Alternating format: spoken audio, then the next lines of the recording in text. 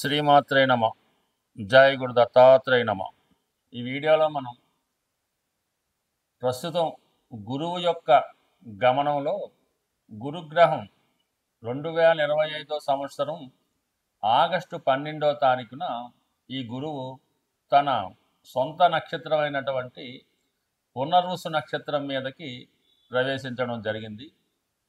సుమారుగా 2026 సంవత్సరం జూన్ 18వ తారీఖు వరకు సుమారుగా 310 రోజులు అత్యంత శుభగ్రహమైనటువంటి గురువు ఈ పునర్వసు నక్షత్రం మీద సంచరించడం జరుగుతుంది. ఈ సంచరించడంలో నవంబర్ 12వ తారీఖు నుంచి అంటే 2025 నవంబర్ 12 నుంచి 11వ తారీఖు మార్చి 2026 వరకు కూడా గురుగ్రహం వక్రగమనం పొందడం జరుగుతూ ఉంటుంది. అంటే గురువు మామూలు కన్నా వక్రగమనంలో ఉన్నప్పుడు అత్యంత శుభ ఫలితాలు ఇవ్వడం జరుగుతూ ఉంటుంది.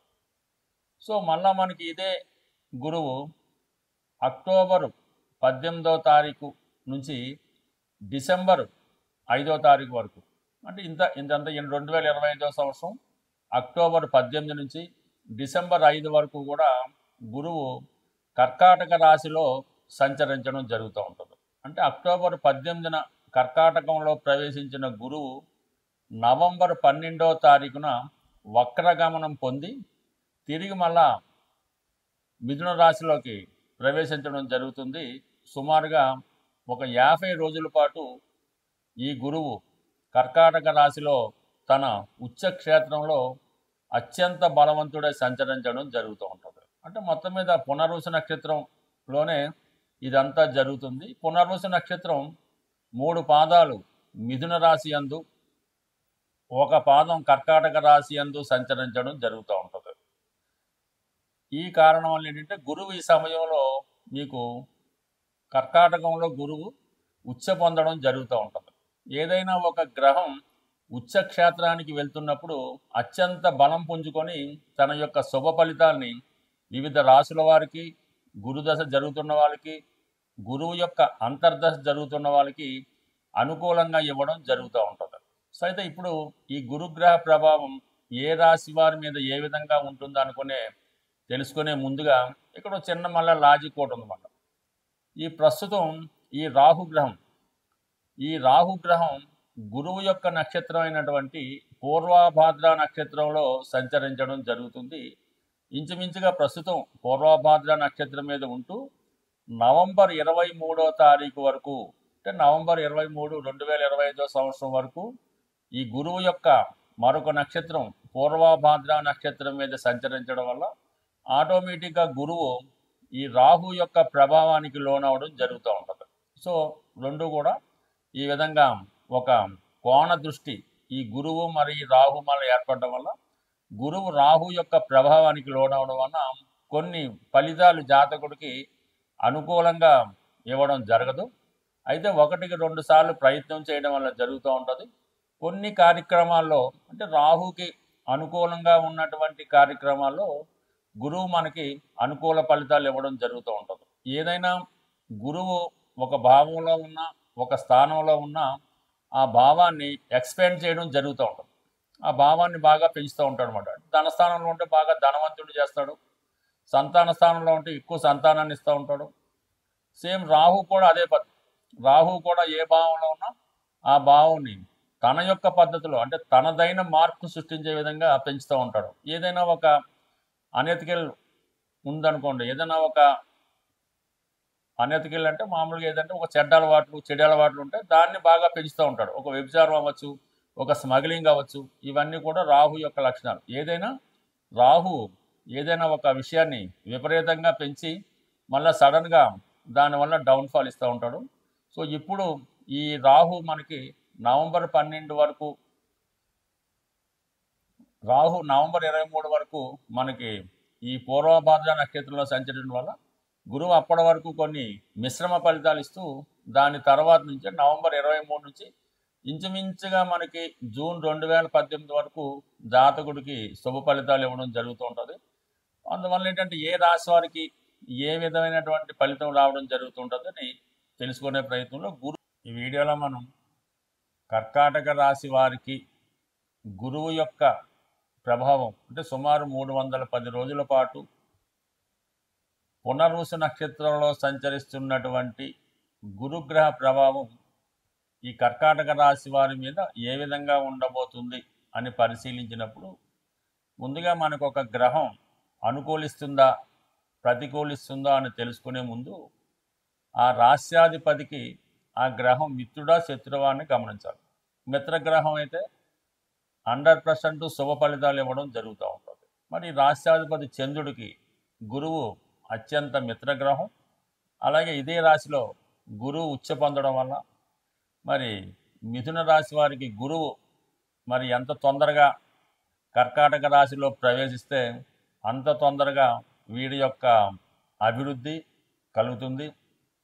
అయితే ప్రస్తుతం ఈ గురువు 12వ స్థానంలో సంచరిస్తూ తన సొంత నక్షత్రం అయినటువంటి పునర్వసు నక్షత్రం మీద ప్రవేశించడంతో గురువు సంపూర్ణంగా తన యొక్క ఫలితాలు మాత్రమే ఇవ్వడానికి సిద్ధంగా ఉంటాడన్నమాట. గురువు ఏ నక్షత్రం మీద ఉంటే ఆ నక్షత్రాది ఫలితాలు ఇవ్వాల్సి ఉంటుంది. పునర్వసు మీద ఉన్నప్పుడు తన సంపూర్ణ స్వాతంత్రంతో పూర్తి స్వేచ్ఛతో తన ఫలితాలు ఇవ్వడం జరుగుతూ ఉంటుంది. అంటే ఏ ఫలితాలు ఇస్తాడు? గురువు ఏ ఏ భావానికి కారకుడు, 6వ భావానికి 9వ భావానికి ఈ ఫలితాలు ఇస్తాడు. ఏ భావంలో ఉన్నాడు? 12లో ఉన్నాడు. ఏ భావాన్ని చూస్తున్నాడు? 4, 8 భావాలను చూస్తున్నాడు. టోటల్గా ఇవన్నీ కూడా మీకు శుభ ఫలితాలు ఇవ్వడానికి సిద్ధంగా ఉండడం జరుగుతూ ఉంటుంది. ఎస్పెషల్లీ 12వ స్థానం అంటే ఖర్చులు ఎక్కువ. అంటే గురువు 12వ స్థానానికి వస్తే గురువు కారకత్వాలైనటువంటి పిల్లల కొరకు ఖర్చు పెట్టడం జరుగుతూ ఉంటుంది. వారిని విదేశం అన్నా పంపచ్చు, వారికి వివాహం అన్నా చేయొచ్చు, వారి కోసం ఒక ఇల్లు కట్టచ్చు, లేదంటే ఏదో ఒక బర్త్డేయో ఏదో శుభకార్యం పిల్లల కొరకు జరుగుతూ ఉంటుంది. దాని తర్వాత వ్యక్తిగతంగా మీకు ఆగిపోయినటువంటి పనులు ఏవైనా ఉంటే, ఏదన్నా చదువు మధ్యలో ఆగింది, తిరిగి కంప్లీట్ చేయొచ్చు. సంతానం కొరకు ప్రయత్నం చేస్తున్నారు, మళ్ళీ తిరిగి ప్రయత్నం చేయడం వల్ల సంతానం కలుగుతుంది. కంపల్సరీగా గురువు 12లో ఉన్నప్పుడు ఎవరో ఒకరు అంటే మీ కుటుంబ సభ్యులు పెరుగుతుంది అన్నమాట. మీకన్నా పెళ్ళి అవుతుంది, మీ సంతానానికన్నా పెళ్ళి అవుతుంది, మీకు సంతానం కలుగుతారు. మొత్తం మీద కుటుంబ సభ్యుల సంఖ్య పెరుగుతుంది. 4వ స్థానాన్ని చూస్తుంటాడు 12 నుంచి. గృహ కొనే ప్రయత్నాలు నెరవేరుతాయి. గృహానికి అవసరమైనటువంటి ఆర్టికల్ సమకూర్చుకుంటారు, వాహనాన్ని సమకూర్చుకుంటారు, ఇంట్లో శుభ్రంగా నీట్గా తయారు చేసి పెయింటింగ్ వేసి ఇల్లుని కొత్తగా తయారు చేసుకుంటారు. ఎక్కువగా పూజా కార్యక్రమాల్లో పాల్గొనడం జరుగుతూ ఉంటుంది. ఇంట్లో ఏదో శుభకార్యం జరిగినట్టు చాలా సందడిగా ఉండడం జరుగుతూ ఉంటుంది. అలాగే 8వ భావాన్ని చూస్తుంటాడు. 8వ భావం అనేది ఆకస్మిక సంఘటనలు. అంటే మీరు ఏదన్నా వ్యాపారం కోసం చేస్తుంటే, వ్యాపారం పెట్టాలనుకుంటే బ్రహ్మాండంగా పెట్టచ్చు. దానికి కావలసినటువంటి నగదు డబ్బు బ్యాంకు ద్వారా లభిస్తూ ఉంటుంది. ఏదైనా మనకి ఒక వ్యక్తి వ్యాపారంలో అభివృద్ధి చెందాలంటే 8వ భావం శుభంగా ఉండాలి. అష్టమంలో శుభగ్రహాలు ఉంటే జాతకుడు వ్యాపారంలో బాగా రాణించగలుగుతుంటాడు. ఫైనాన్స్గా చాలా ఇంప్రూవ్మెంట్ రావడం జరుగుతూ ఉంటుంది. అందుకని ఇప్పుడు ఏదైనా మీరు కొత్తగా వ్యాపారాన్ని ప్రారంభిస్తే 100% ప్రారంభించుకోవచ్చు. దానికి తగ్గ రుణం కూడా జరుగుతుంది. అలాగే 6వ భావం ఫలితాలు, గురువు 6వ భావానికి అధిపతి కాబట్టి శత్రు రోగ రుణాల నుంచి బయటపడతారు. 9వ భావం అదృష్టం. అంటే 9వ భావం గురువు చూసిన పుణ్య కార్యక్రమాలు ఫలిస్తాయి. మీరు చేసిన పుణ్యానికి తగిన ప్రతిఫలం ఈ సమయంలో పొందడం జరుగుతూ ఉంటుంది. సో దీని అన్నిటికన్నా ఈ రాశి వారికి ఈ ఎపిసోడ్లో మనం చెప్తున్నటువంటి దీంట్లో అక్టోబర్ 18 నుంచి డిసెంబర్ 5వ తారీఖు మధ్యలో ఈ గురువు కర్కాటక రాశిలోకి తన ఉచ్చక్షేత్రంలోకి ప్రవేశిస్తున్నాడు. ఇది ఈ కర్కాటక రాశి వారికి చాలా శుభదన్నమాట. ఒక 12 సంవత్సరాల తర్వాత మళ్ళా మీకు గురువు ఇదే రాశిలోకి మళ్ళీ ఈ సమయంలో ఉండి మళ్ళీ వక్రగమనంలో బ్యాక్కి వెళ్ళడం జరుగుతుంది. మళ్ళీ తర్వాత మించుమించుగా మళ్ళీ రావడం జరుగుతుంది. అది ఎపిసోడ్ తర్వాత చెప్పుకుందాం. అయితే ఈ కర్కాటక రాశి వారికి అక్టోబర్ 18 నుంచి డిసెంబర్ 5వ తారీఖు అన్నది ఒక గోల్డెన్ పీరియడ్ అన్నమాట. ఈ సమయంలో మిమ్మల్ని మీరు సంస్కరించుకుంటూ మీరు ఏ రంగంలో అయితే ఉన్నారో ఆ రంగంలో ఉన్నత స్థాయికి వెళ్ళడానికి జరుగుతూ ఉంటుంది. అలాగే చిన్న చిన్న బలహీనతల నుంచి బయటపడతారు. ఆరోగ్యపరంగా చాలా అనుకూలంగా ఉంటుంది. మీలో ఒక ఆకర్షణ పెరుగుతుంది, మీలో ఒక కాన్ఫిడెన్స్ పెరుగుతుంది. ఎవరి సహాయ సహకారాలు లేకుండానే స్వతంత్రంగా మీ యొక్క పనులు మీరు కంప్లీట్గా పూర్తి చేసుకోవడం జరుగుతూ ఉంటుంది. సో ఏదైనా దైవభక్తి పెరుగుతుంది. ఇది విద్యార్థుల్లో చాలా వరకు మంచి ఫలితాలు ఇవ్వడం జరుగుతుంటుంది కాబట్టి. బట్ ఏదైనా ఈ కర్కాటక రాశి వారికి ఈ రాబోయే ఈ 310 రోజులు ఆగస్టు 12 నుంచి జూన్ 18 అంటే 2026 సంవత్సరం వరకు ఈ 310 రోజులు చాలా లాంగ్ టర్మ్ ఒకే నక్షత్రం మీద సంచరించడం అన్నది ఇది కర్కాటక రాశి వారికి ప్రతి యాంగిల్లో కూడా అనుకూలత ఏర్పడుతుంది.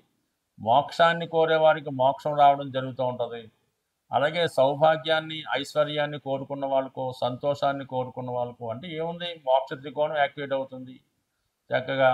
దాని తర్వాత ఈ 50 రోజుల్లో అంటే అక్టోబర్ 18, 25 మధ్యలో జన్మస్థానాలు అంటే ధర్మ త్రికోణం యాక్టివేట్ అవుతుంది. ధర్మ త్రికోణం యాక్టివేట్ అయితే పుణ్య కార్యక్రమాలు ఇవన్నీ మీకు రావడం జరుగుతుంటుంది. బట్ ఏదైనా మన కర్కాటక రాశి వారికి వారి యొక్క జీవన విధానాన్ని సంపూర్ణంగా ఈ 310 రోజుల్లో మారడం జరుగుతుంటుంది. జీవితంలో అత్యంత ముఖ్యమైనటువంటి శుభ సంఘటనలు ఈ సమయంలో మీకు జరిగే అవకాశం ఉంది. గురుగ్రహ అనుగ్రహం సంపాదించాలంటే మరి సాధారణంగా ఈ రాబోయే ఆశ్వీజ మాసం, ఈ కార్తీక మాసం, కొన్ని పండగలు వస్తుంటాయి కదా. కార్తీక మాసంలో ఎస్పెషల్లీ మీరు ఏదైనా ఒక శివమాల ధరించిన, వెంకటేశ్వర స్వామికి సంబంధించినటువంటి మాల ధరించిన, లేదంటే రేపు దసరాలో అమ్మవారికి సంబంధించిన సంకల్పం తీసుకొని మాల ధరించిన, లేదు అయ్యప్ప స్వామి దీక్ష తీసుకున్న, ఏదో ఒక దీక్ష మీరు అది 40 రోజులు, అర్ధమండలం, 8 రోజులు మీ యొక్క సంకల్పాన్ని బట్టి భగవంతుడు మీకు ఇచ్చిన అవకాశాన్ని బట్టి ఇటువంటి దీక్ష మీరు చేయడం వల్ల మీకు గురువు యొక్క అనుగ్రహం తొందరగా లభించే అవకాశం ఉంది. సాధారణంగా గురువు అటు మీ యొక్క కులగురువుని కానీ, ప్రస్తుతం మనకు ఉన్నటువంటి దత్తాత్రేయుడు, రాఘవేంద్ర స్వామి, సాయిబాబా వారు అంటే ఎవరి నమ్మకం వాళ్ళది ఆ గురువుని సేవించడం, లేదు తల్లిదండ్రులను సేవించడం, విద్య నేర్పిన గురువుని సేవించడం, దానివల్ల మీకు గురువు యొక్క అనుగ్రహం లభిస్తుంది. చాలా సింపుల్గా ఒక మంచి పసుపు కొమ్ము తీసుకొని అది మీరు వ్యాపారస్తులైతే మీరు క్యాష్ బాక్స్లో పెట్టుకోండి, అలాగే ఒక పసుపు కొమ్ము మీ పాకెట్లో పెట్టుకోండి, లేదంటే అది దండకి కట్టుకోవడం వల్ల కూడా అంటే పసుపు కొమ్ము మీ దగ్గర ఉండడం వల్ల గురుగ్రహ అనుగ్రహం లభిస్తుంది. అదే గురువారం రోజు దైవాన్ని పూజించడం అంటే గురువారానికి గురువు అధిపతి అవుతుంటాడు. ఆ గురువారం రోజు మీరు ఏ దైవాన్ని పూజించినా ఆ సంకల్పం మీకు రావడం జరుగుతూ ఉంటుంది. బట్ ఏదైనా గురువు యొక్క అనుగ్రహం పొందాలంటే ఎక్కువగా పసుపు వాడటం, పసుపు రంగు వస్త్రాలు ధరించడం, అలాగే పసుపుతో చేసినటువంటి వినాయకుడిని ప్రతిరోజు పూజించుకోవడం వల్ల కంప్లీట్గా మీకు గురువు యొక్క అనుగ్రహం లభిస్తూ ఉంటుంది. లేదు నవగ్రహాల్లో ఉన్నటువంటి గురువు యొక్క స్తోత్రాన్ని పారాయణం చేయడం వల్ల అనేక కారణాలు చాలా సింపుల్గా కూడా మీరు గురువు యొక్క అనుగ్రహం పొందవచ్చు. కేవలం విఘ్నేశ్వరుని గరికతో అర్చించడం వల్ల అయితేనే, వెంకటేశ్వర స్వామిని తులసి దళాలతో పూజించడం వల్ల అయితేనే, శివుణ్ణి శుభ్రమైనటువంటి గంగాజలంతో అభిషేకం చేయడం వల్ల అయితేనే, సో ఏ కార్యక్రమం చేపట్టినా కంప్లీట్గా మీకు గురుగ్రహ అనుగ్రహం లభిస్తుంది. గురుగ్రహ అనుగ్రహం ఉంటేనే జీవితంలో అదృష్టం దొరుకుతుంది. సో ఏదైనా మరి గురువు యొక్క అనుగ్రహం ప్రతి ఒక్కరు కూడా చాలా సులభంగా పొందవచ్చు. మీరు పెద్ద కష్టపడకుండా సులభంగా మన గురువులు చెప్తున్నటువంటి అంటే చాగంటి కోటేశ్వరరావు గారు, సామవేదం షణ్ముఖ శర్మ గారు వారు చెప్పినటువంటి ప్రసంగాలు విన్నా కూడా గురుగ్రహ అనుగ్రహం తప్పక లభిస్తుంది. స్వస్తి.